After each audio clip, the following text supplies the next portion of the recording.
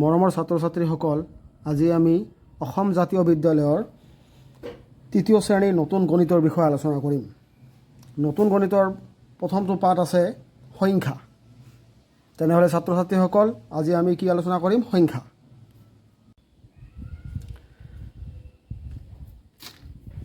পাঠ 1 অনুশীলনী 1 ক সংখ্যা চোৱা। সংখ্যা কি ক'লোঁ যে সংখ্যা জনাৰ আগত আমাক জানিব লাগিব অংক। অংক হৈছে কি?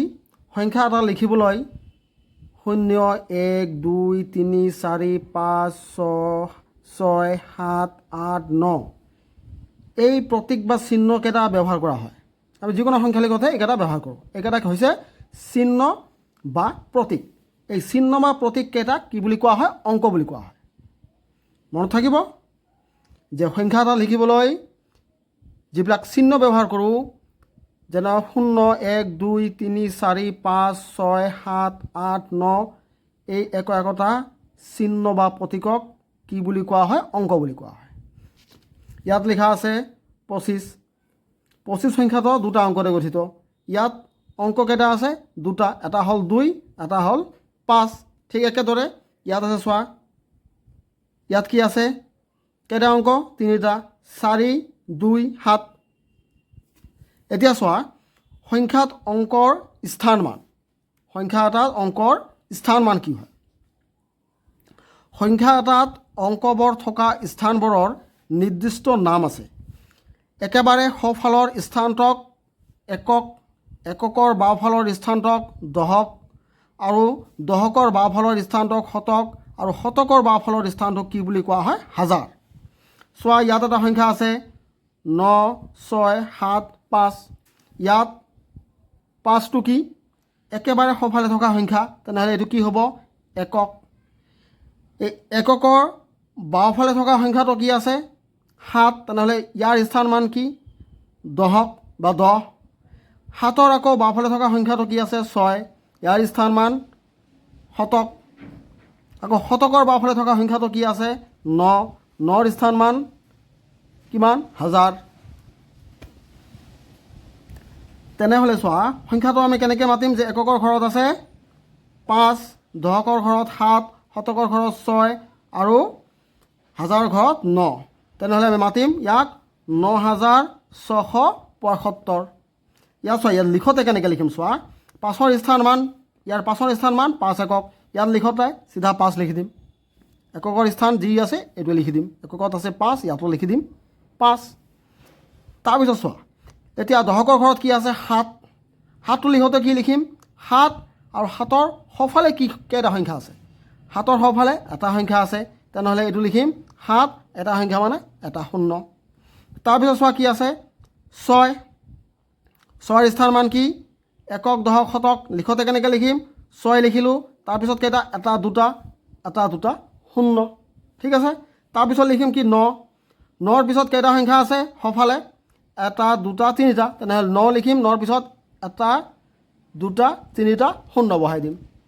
আশা কৰোঁ বুজি পাইছা। অনুশীলনী চাম এতিয়া। অনুশীলনী 1 ক 1 নম্বৰটো কি দি আছে? 1 নম্বৰটো দিয়া আছে মণিশলা চাই সংখ্যাবোৰ লিখা। চোৱা, ক নম্বৰ ইয়াত এইটো দিয়া আছে। ইয়াত আমি কি কৰিম? এই মণিবিলাক চাম। এইবিলাক হিচাপ কৰিম। হিচাপ কৰি আমি লিখিম। এইটো একক, এইটো দশক, এইটো শতক, এইটো হাজাৰ, ইহঁতৰ স্থানমান। তেনেহ'লে চোৱা, এককৰ ঘৰত কেইটা আছে? মণি এটা 2টা 3টা। তেনেহ'লে ইয়াত লিখি দিম 3। দশকৰ ঘৰত কি কেইটা? দশকৰ ঘৰত এটা 2টা 3টা 4টা 5টা 6টা। ইয়াত লিখি দিম 6। শতকৰ ঘৰত 1 2 3 4। ইয়াত লিখি দিম 4।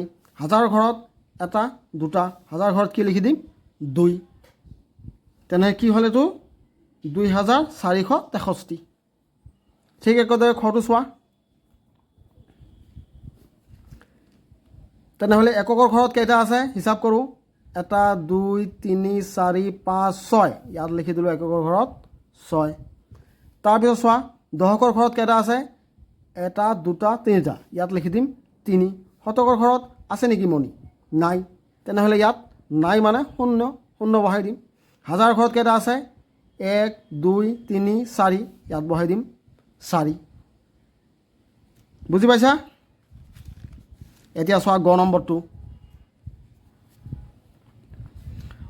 চোৱা একৰ ঘৰত কিবা আছে নেকি মনি নাই তেনে একৰ ঘৰত 0 দশকৰ ঘৰত আছে কেইটা আছে 1 2 3 4 5 6 7 8 তেনেহ'লে কি লিখি দিম 8 শতকৰ ঘৰত আছে নেকি নাই নাই মানে কি দিম এটাও নাই 0 হাজাৰৰ ঘৰত চোৱা আছে নেকি আছে কেইটা 1 2 3 4 ইয়াত বহাই দিম 4 আশা কৰোঁ বুজি পাইছা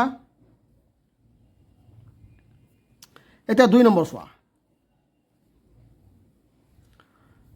2 নম্বৰ আছে সংখ্যাবোৰ বহলাই লিখা ইয়াত সংখ্যা দিয়া আছে এইবিলাক বহলাই লিখিব লাগে প্ৰথমটো দিয়া আছে কি 6875 ইয়াত এইটো আমি বহলাই কেনেকৈ লিখিম প্ৰথম লিখিম এইটো হাজাৰৰ ঘৰটো হাজাৰ লিখিম এইটো 6 চোৱা তাৰপিছত 6ৰ সফালে কেইটা সংখ্যা 1 2 3টা তেনেহ'লে 1 2 3টা 0 বহাই দিম তাৰপিছত কি আছে 8 8 লিখিম 8ৰ পিছত কেইটা সংখ্যা দুটা সংখ্যা আছে দুটা 0 বহাই দিম তাৰপিছত 7 7ৰ পিছত কেইটা সংখ্যা এটা সংখ্যা 7 লিখি এটা 0 বহাই দিম 5 5ৰ পিছত সংখ্যা আছে নেকি নাই এইটো এককৰ ঘৰত যি আছে তাকে বহাই দিম 5 আছে 5 লিখি দিম তাৰপিছত চোৱা এইটো কি আছে 5 এইটো 5 লিখিলোঁ তাৰপিছত কেইটা সংখ্যা আছে 1 2 3 1 2 3 তিনিটা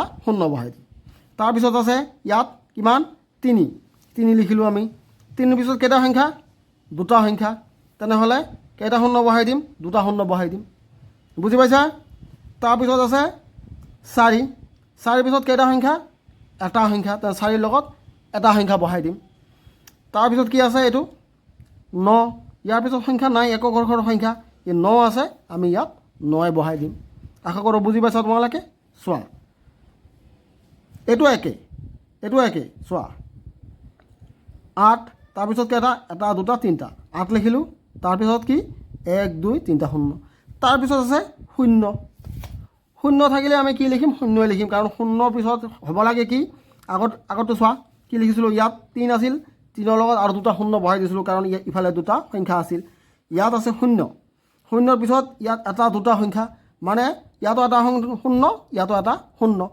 তেনেহ'লে 0 বহাব লাগিছিল কেইটা হ'ব লাগিছিল 3টা 0 3টা 0 মানে কি 3টা 0 যি কথা এটা 0 একে কথা 0ৰ মান 0 সেইকাৰণে 0 বহাই দিছোঁ তাৰপিছত চোৱা 4 পিছত কেইটা সংখ্যা এটা সংখ্যা গতিকে এটা 0 তাৰপিছত 3 এককৰ মান 3 যেনেকৈ আছে তেনেকৈ বহাই দিম তাৰপিছত এইটো চোৱা 2 ইয়াত 2 লিখিলোঁ 2 পিছত কেইটা 1 2 3টা 0 তেনেহ'লে 1 2 3টা 0 বহাই দিলোঁ 3টা সংখ্যা আছে 3টা 0 বহাই দিলোঁ তাৰপিছত 0 থাকিলে ডাইৰেক্ট কি লিখিম 0 তাৰপিছত চোৱা কি আছে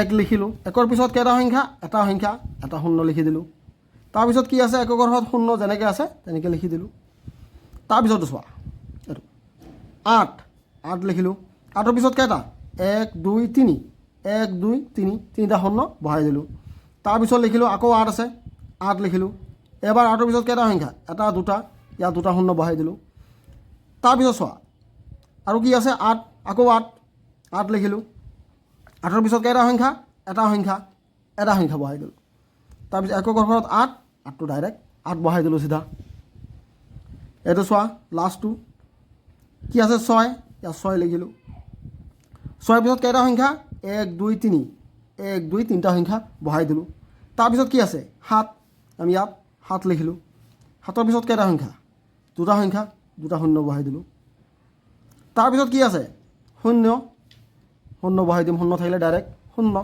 তাৰপিছত 0 কি বহাই দিম 0 থাকিলে চিধা 0 এইটো 0 হয় লগতে এককৰ ঘৰৰ সংখ্যা হয় এইটো যেনেকৈ আছে তেনেকৈ লিখিম বুজি পাইছা এবাৰ চোৱা 3 নম্বৰ কি আছে সংখ্যাটো লিখা মানে ইয়াত আগৰটো কি আছিল সংখ্যাটো দিয়া আছিল বহলাই লিখিছিলোঁ ইয়াত বহলাই দিয়া আছে আমাক সংখ্যাটো লিখিব লাগে এইটো লিখিতে কেনেকৈ লিখিম চোৱা প্ৰথমে ইয়াত কি আছে 3 বহাই দিছোঁ তাৰপিছত 7 বহাই দিছোঁ তাৰপিছত 5 বহাই দিছোঁ তাৰপিছত 1 বহাই দিছোঁ ঠিক আছে, কাৰণ ইয়াত এইটো কি কৰিম চোৱা, এইটো প্ৰথমে কি ইয়াত আছে 6, আমি 6 বহাই দিম, তাৰপিছত 8 বহাই দিম, তাৰপিছত আৰু এটা 8 আছে 8, তাৰপিছত কি আছে 1 বহাই দিছোঁ। এইটো চোৱা, ইয়াত দুটা দিয়া আছে, এটা আছে এইটো আছে 7000, এইটো 900, তাৰপিছত কিন্তু নাই। আগৰ বিভাগত চোৱা দশকৰ ঘৰত আছিল একক দশক, তাৰপিছত আছিল একক, কিন্তু ইয়াত দিয়া নাই। তেনেহ'লে প্ৰথমে হাজাৰত কি আছে, এইটো প্ৰথম কি চাম 7টো লিখিছোঁ, 7,000ৰ ঘৰত 7, তাৰপিছত 9 আছে 9টো লিখিছোঁ, তাৰপিছত চোৱা দশকৰ ঘৰত কিবা আছে নেকি, দুটা সংখ্যা থকা কিবা আছে নেকি, দুটা অংক থকা নাই, গতিকে তাত 0। তাৰপিছত এককৰ ঘৰত কিবা আছে নেকি, নাই, তাৰপিছত 0। এইটো চোৱা, এইটো 4টা অংক থকা, এইটো চোৱা প্ৰথম কি আছে 1, আমি 1 লিখি দিছোঁ। তাৰপিছতো চোৱা ইয়াত কি আছে, 3টা অংক থকা আছে নেকি, 3টা অংক থকা মানে শতকৰ ঘৰত একো নাই, তাৰমানে আমি কি লিখিম 0। তাৰপিছত চোৱা এইটো 2টা অংক থকা, তাৰপিছত কি লিখিম, এইটো দশকৰ ঘৰত 6, তাৰপিছত কি লিখিম, এইটো 8, এককৰ ঘৰত এইটো আছে, এইটো লিখিম 8। এইটো চোৱা, এইটো কি হ'ব, এই আগৰ দুটাৰ নিচিনা, এই দুটাৰ নিচিনা। এইটো ইয়াত এটা অংক থকাও আছে, 2টা অংক থকাও আছে, 3টা অংক থকাও আছে, 4টা অংক থকাও আছে, গতিকে ইয়াত 4টা অংক থকাও আছে, গতিকে এইটো আমি এই আগৰ নিচিনাকৈ লিখিম 4টা অংক। এইবিলাকত নাছিলে কাৰণে আমি কি দিছিলোঁ 0, কিছুমানত কি নাছিল, শতকৰ ঘৰত 3টা অংক থকা নাছিলে শতকৰ ঘৰৰ, কিছুমানত দশকৰ ঘৰত 2টা অংক থকা নাছিলে, কিন্তু ইয়াত চবকেইটা আছে, আমি এই দুটাৰ নিচিনা একেই। এইটো তোমালোকে কৰিবা নিজে, আশা কৰোঁ নিজে কৰিব পাৰিবা, তোমালোকে ট্ৰাই কৰি চাবা, চেষ্টা কৰি চাবা, অ'কে। তাৰপিছত এইটো চোৱা 4টা অংক থকা, এইটো প্ৰথম কি লিখিম 8, হাজাৰৰ ঘৰত 8, তাৰপিছত চোৱা ইয়াত 3টা অংক থকা আছে নেকি, শতকৰ ঘৰত আছে নাই, গতিকে শতকৰ ঘৰত কি দিম 0। ইয়াত চোৱা 2টা অংক থকা সংখ্যা আছে নেকি, ইয়াত 2টা অংক থকা নাই, তাৰমানে দশকৰ ঘৰতো নাই, দশকৰ ঘৰত 0। এটা সংখ্যা থকা আছে ইয়াত 3, তেনেহ'লে এককৰ ঘৰত 3 হৈছে। এইটো চোৱা ইয়াত চোৱা 4টা অংক থকা হাজাৰৰ ঘৰত কি আছে 9, আমি 9 লিখিম। 3টা অংক থকা এইটো আছে, ইয়াত কি আছে শতকৰ ঘৰত 6, আমি 6 লিখিম। ইয়াত চোৱা দশকৰ ঘৰত কিবা আছে নেকি, দশকৰ ঘৰত নাই, একো নাই, দশকৰ ঘৰত নাই, তাৰমানে 0। এককৰ ঘৰত 2 আছে, আমি যেনেকৈ আছে তেনেকৈ লিখি দিম। বুজি পাইছা, আশা কৰোঁ তোমালোকে বুজি পাইছা এইটো। তাৰপিছতো চোৱা 4 নম্বৰটো কি আছে, ক নম্বৰ আছে, ইয়াত তলৰ সংখ্যাবোৰ অংকৰে লিখা, ইয়াত আখৰেৰে লিখা আছে, আমি এইবিলাক কি কৰিম অংকৰে লিখিম। তোমালোকে আগতে পাইছা চাগে এইবিলাক, এনেকুৱা কি আছে 6938, ইয়াত হাজাৰ ঘৰত কি কৈছে 6000, মানে 100, 900, 938, 3 2 8 38, ঠিক আছে। এইটো চোৱা কি আছে, খ নম্বৰটো 3549, এইটো 3549, 4 2 9 49। গ নম্বৰটো চোৱা মই কৰা নাই, এইটো তোমালোকে নিজে কৰিবা, পাৰিবা তোমালোকে কৰিব। ঘ নম্বৰটো চোৱা 7051 আছে ইয়াত। আগততো এনেকুৱা আছিল, ইয়াত হাজাৰ আছিল উল্লেখ, শ আছিল, হয় নাই, দশকৰ ঘৰতো আছিল, ইয়াত কি আছে 7051, মানে শৰ কথা উল্লেখ নাই, ডাইৰেক্ট আছে 7051। তেনেহ'লে 7000, শ নাই, তেনেহ'লে শৰ ঠাইত কি 0, 51 লিখি দিম। বুজি পাইছা তোমালোকে। তাৰপিছত চোৱা 9004, ইয়াত কি লিখিম 9000, ইয়াত শতকো নাই, দশকৰ ঘৰৰ সংখ্যাও নাই, 2টা 0, ডাইৰেক্ট কি আছে 4 এককৰ ঘৰৰ সংখ্যা, তেনেহ'লে ইয়াত 4 লিখি দিম এককৰ ঘৰত। তাৰপিছততো কি আছে 5010, 5000, ইয়াত শতক নাই, 5000 লিখিছোঁ 5, শতকৰ ঘৰত 0 10, 10টো লিখি দিছোঁ আমি। আশা কৰোঁ তোমালোকে বুজি পাইছা।